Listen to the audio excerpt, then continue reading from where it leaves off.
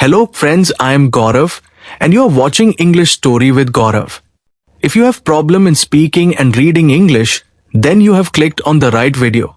Because on this channel we upload stories in English in which along with background voice there is also caption so that you can reading and listen to English so that both your reading and speaking will become fine. So let's start the video without any delay. Tiger, my friend, on the left bank of the river Ganges, where it flows out from the Himalayan foothills, is a long stretch of heavy forest. There are villages on the fringe of the forest, inhabited by farmers and herdsmen. Big game hunters came to the area for many years, and as a result, the animals had been getting fewer. The trees, too, had been disappearing slowly, and as the animals lost their food and shelter, they moved further into the foothills. There was a time when this forest had provided a home for some 30 to 40 tigers, but men in search of skins and trophies had shot them all, and now there remained only one old tiger in the jungle. The hunters had tried to get him too, but he was a wise and crafty tiger who knew the ways of man, and so far he had survived all attempts on his life. Although the tiger had passed the prime of his life, he had lost none of his majesty. His muscles rippled beneath the golden yellow of his coat, and he walked through the long grass with the confidence of one who knew that he was still a king, although his subjects were fewer. His great head pushed through the foliage, and it was only his tail, swinging high, that sometimes showed above the sea of grass.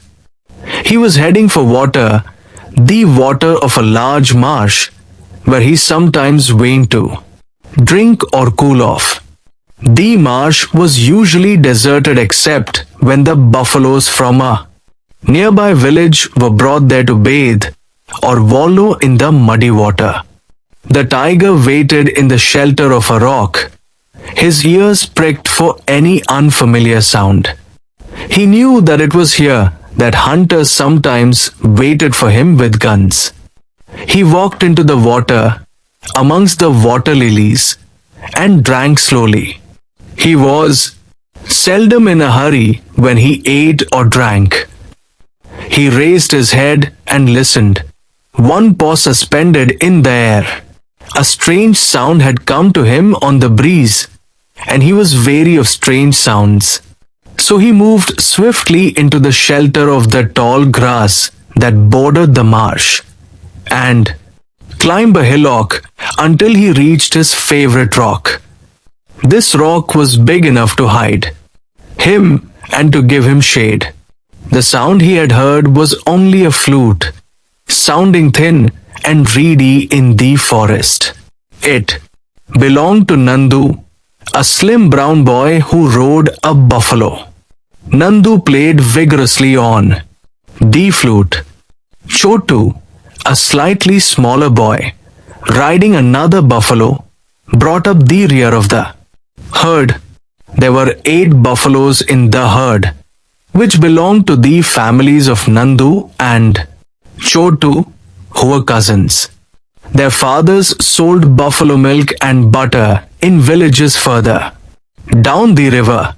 The tiger had often seen them at the marsh, and he was not bothered by their presence. He knew the village folk would leave him alone as long as he did not attack their buffaloes, and as long as there were deer in the jungle, he would not be interested in other prey.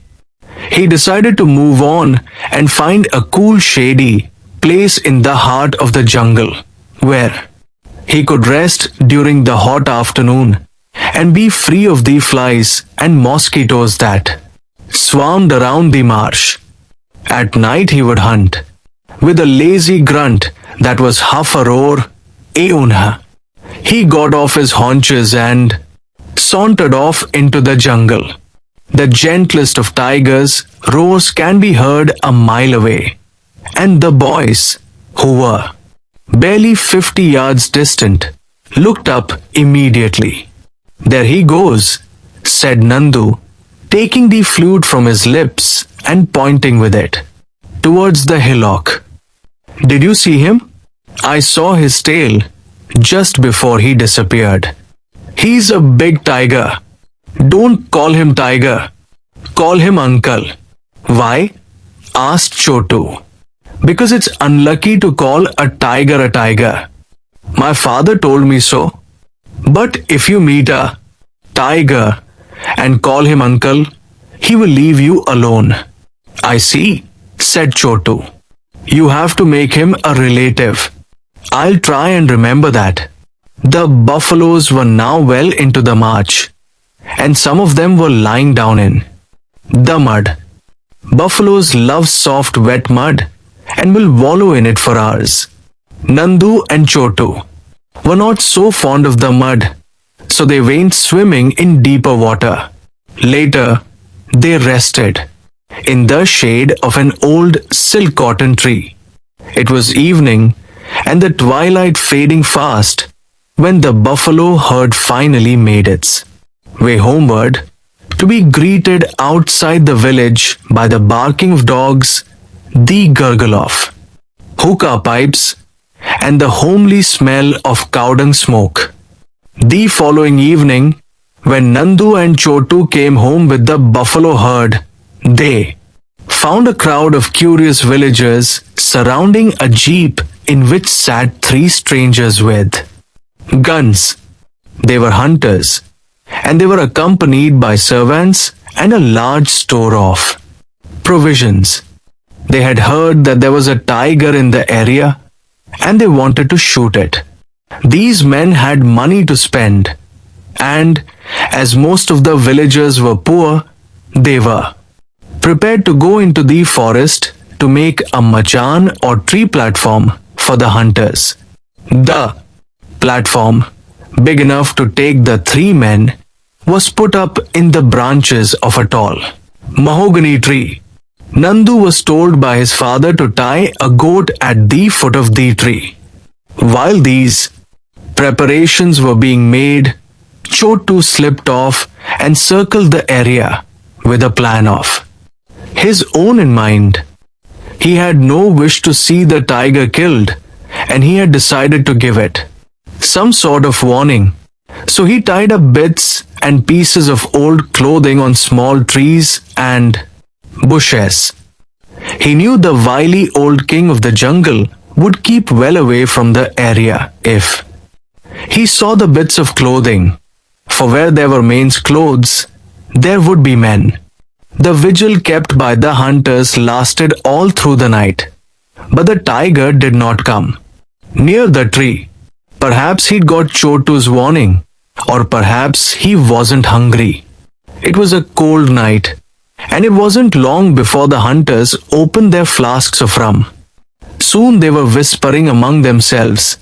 Then they were chattering so loudly that no wild animal would have come anywhere near them. By morning they were fast asleep. They looked grumpy and shamefaced as they trudged back to the village. Wrong time of the year for tiger, said the first hunter.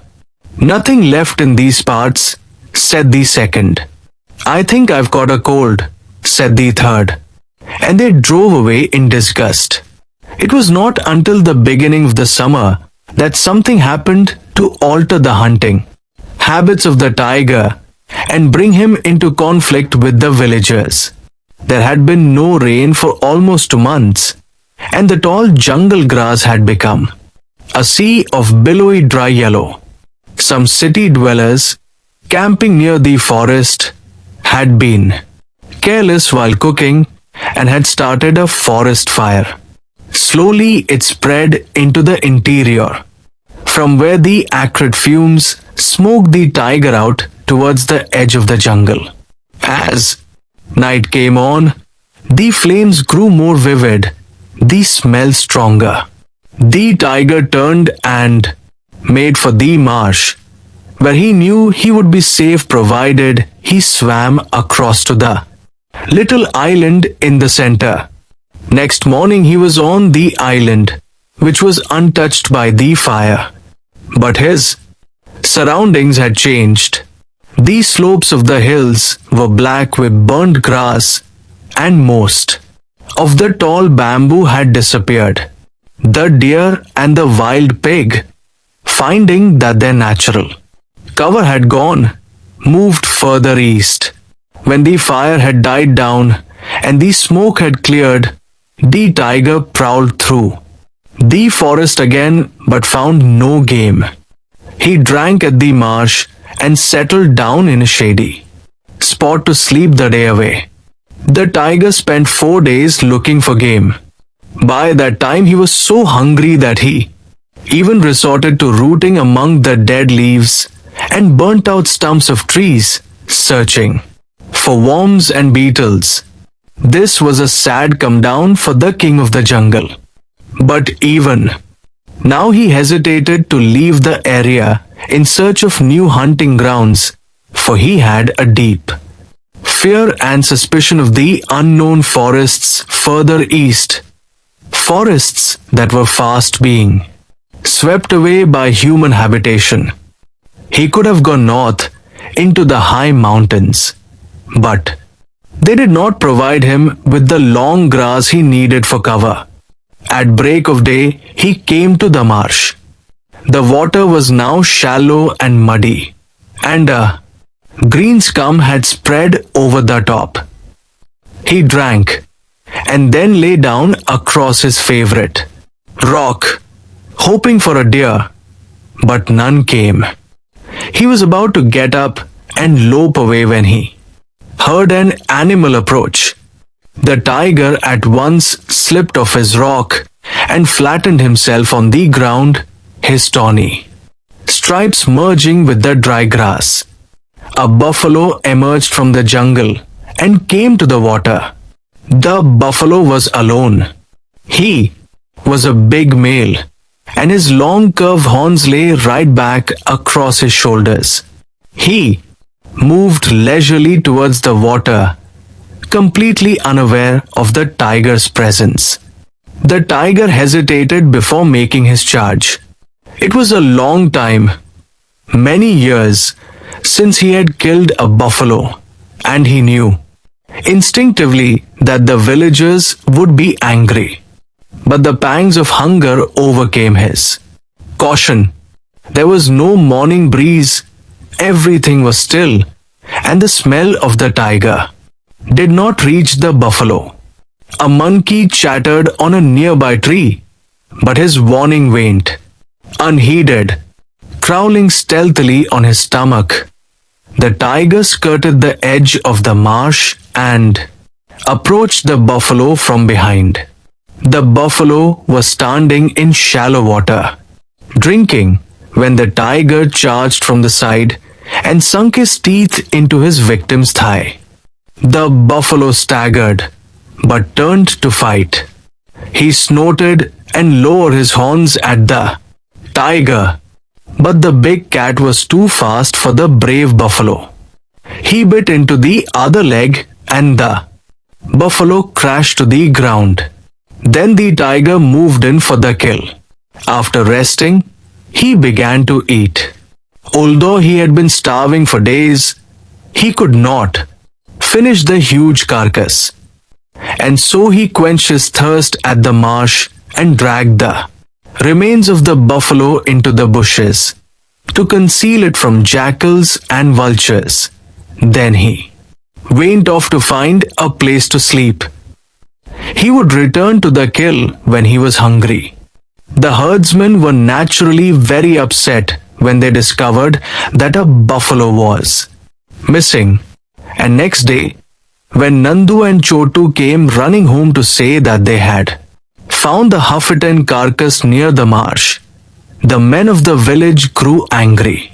They knew that once the tiger realized how easy it was to kill their animals, he would make a habit of doing so Kundan Singh, Nandu's father, who owned the buffalo, said he would go after the tiger himself.